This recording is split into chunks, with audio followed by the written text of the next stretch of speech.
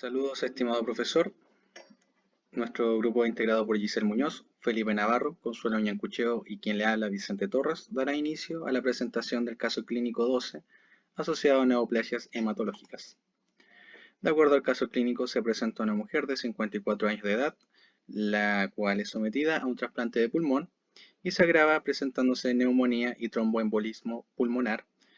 A su vez, también recibe tratamiento con inmunosupresores y posterior a este tratamiento presenta un cuadro de anemia. De acuerdo al hemograma, obtenemos los siguientes valores, los cuales serán analizados posteriormente. De acuerdo a la fórmula diferencial, encontramos la presencia de blastos en un 65%, lo cual nos puede dar un indicio del posible diagnóstico. Y además, las características morfológicas, encontramos que los eritrocitos están normales, los leucocitos hay una presencia de blastos de tamaño heterogéneo con 2 a 3 nucleolos y las plaquetas están disminuidas en 3 cruces. De acuerdo al examen diagnóstico, encontramos que el mielograma se evidencia 35% de blastos con abundante citoplasma y de aspecto monocitoide.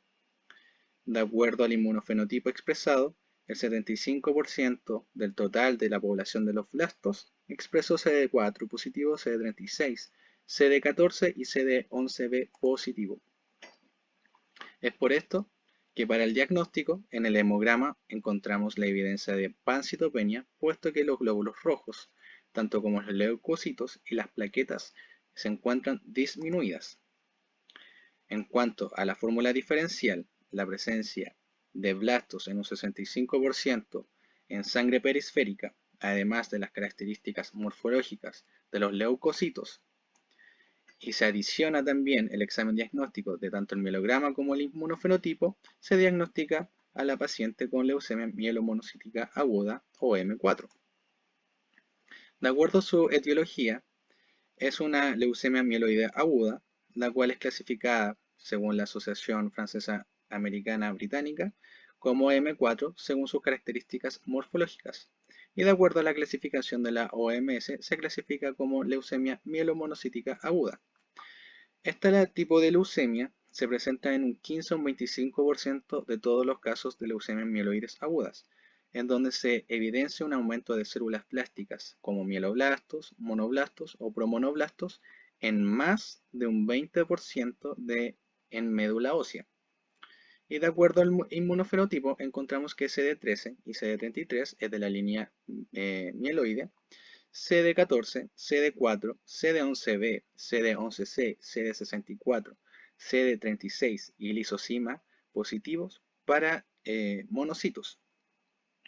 Si bien sus causas no están bien definidas, posibles causas como el síndrome de Down, síndrome de Bloom, neutropenia congénita, síndrome de Klinefelter, ataxia telangiectasia y anemia de Fanconi, además anomalías genéticas como la inversión del cromosoma 16 o un reordenamiento cromosómico 11q23 con expresión de gen KMT2A son factores predisponentes a la aparición de esta leucemia mieloide aguda M4.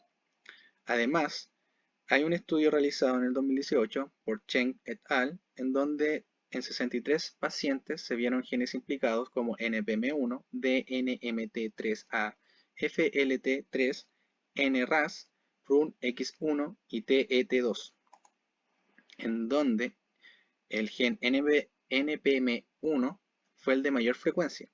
Este gen se encuentra en el cromosoma 5 y expresa una proteína denominada nucleofosmina.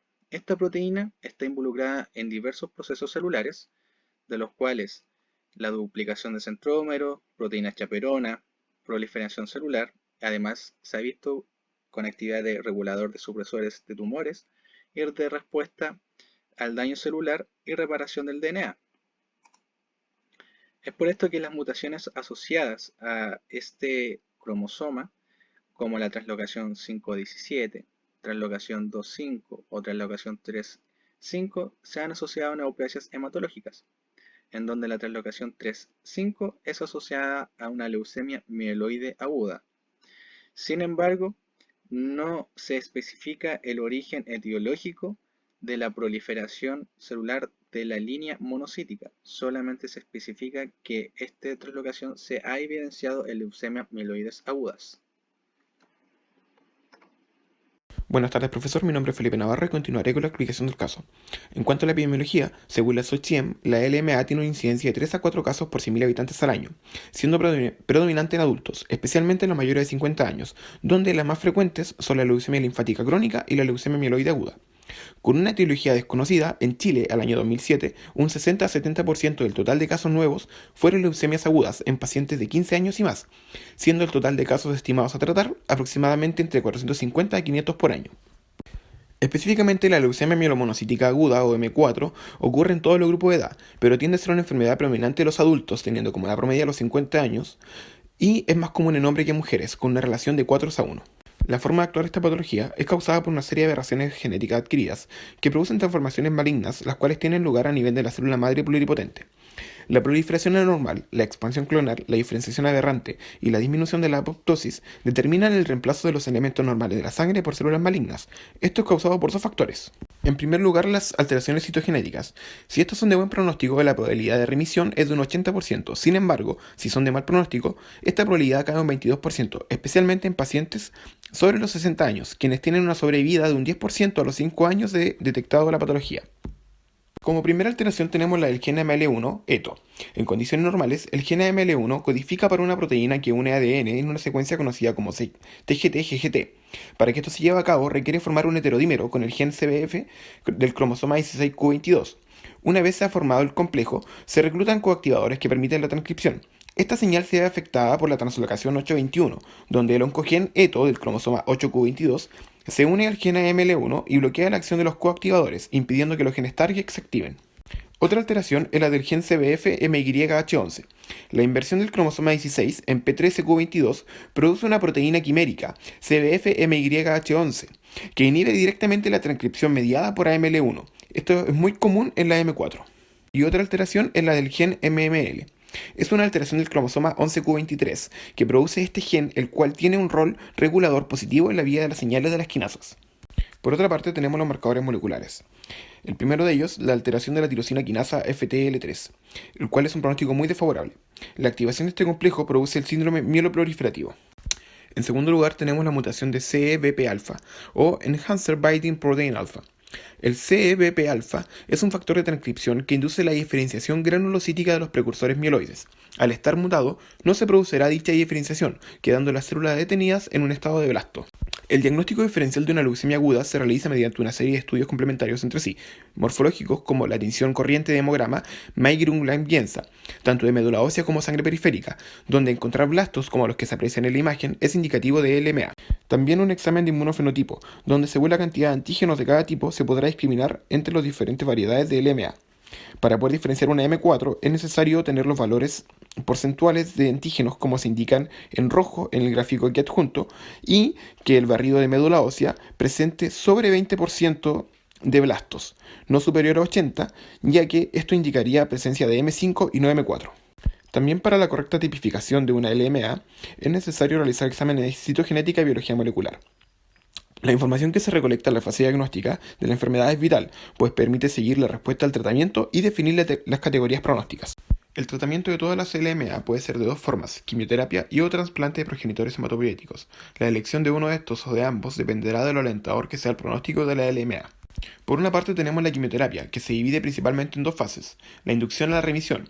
Es en esta fase de la quimioterapia donde los pacientes son tratados con dosis de daunorubicina de 40 a 60 mg por metro cuadrado durante 3 días, en conjunto a una dosis de ARA-C de 100 a 200 mg metro cuadrado durante 7 días, logrando remisión en un 60-70% de todos los casos. Después de la remisión se pueden dar dos variables, la quimioterapia de consolidación, que se refiere a seguir el tratamiento de medicamentos pero con dosis iguales o menores a la ya dadas en la etapa de inducción, o la intensificación, que corresponde al tratamiento de pacientes que una vez llegada a la remisión se les debe aumentar la dosis de ARA-C, donde se sugiere en pacientes menores a los 60 años la administración de citarabina, ya que este medicamento ha demostrado prolongar la remisión. A los pacientes que no estén en condiciones físicas de tolerar quimioterapia intensiva, debe de indicárseles un adecuado tratamiento paliativo como transfusiones e hidroxicarbamida para controlar el aumento del recuento leucocitario.